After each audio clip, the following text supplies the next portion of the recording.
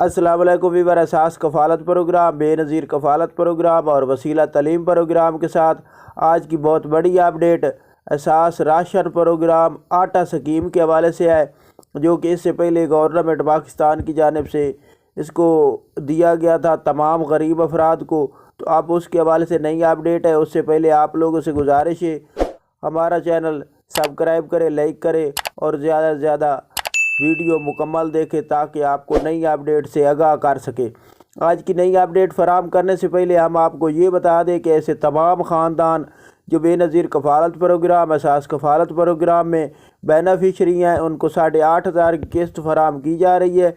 इसके साथ काफ़ी लोगों को हमें ये सवाल पूछे जा रहा है कि आप हमें ये बता दें कि क्या बच्चों के वजीफ़े मुकम्मल तौर पर बंद कर दिए गए। तो ऐसे बिल्कुल नहीं है। तमाम ख़ानदानों को बच्चों के वजीफ़े जारी किए जाएंगे जनवरी के महीने 2024 में। ये नई अपडेट है। ऐसे तमाम ख़ानदान जो बेनज़ीर कफ़ालत प्रोग्राम से रेगुलर किस्त ले रहे हैं उन लोगों के लिए, और जो अभी तिगर नए लें जांच पड़ताल में हैं उन लोगों के लिए ये खुशखबरी है कि वो डायनामिक सर्वे करा लें। लेकिन इसके लिए मुद्दत जून 2024 तक है। जून 2024 तक किसी को नायल करने के हवाले से अपडेट नहीं है। अहल करने के हवाले से अपडेट है कि ऐसे तमाम ख़ानदान जो अभी तक अहल नहीं हुए उनको अहल किया जाना है।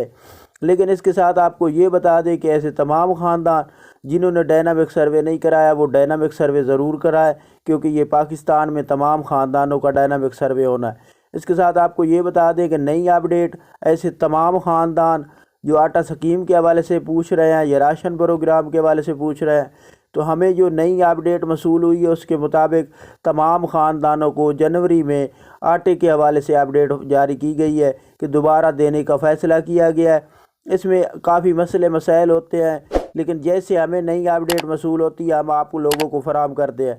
इसके साथ 2,000 रुपये सब्सिडी दी जा रही है, जो कि यूटिलिटी स्टोर पर अगर आप कोई चीज़ ख़रीद करते हैं तो उस पर 2,000 रुपये आप यूटिलिटी स्टोर से सब्सिडी ले सकते हैं और महीने का 5,000 तक ले सकते हैं। ये नई अपडेट थी। अल्लाह हाफ़िज़।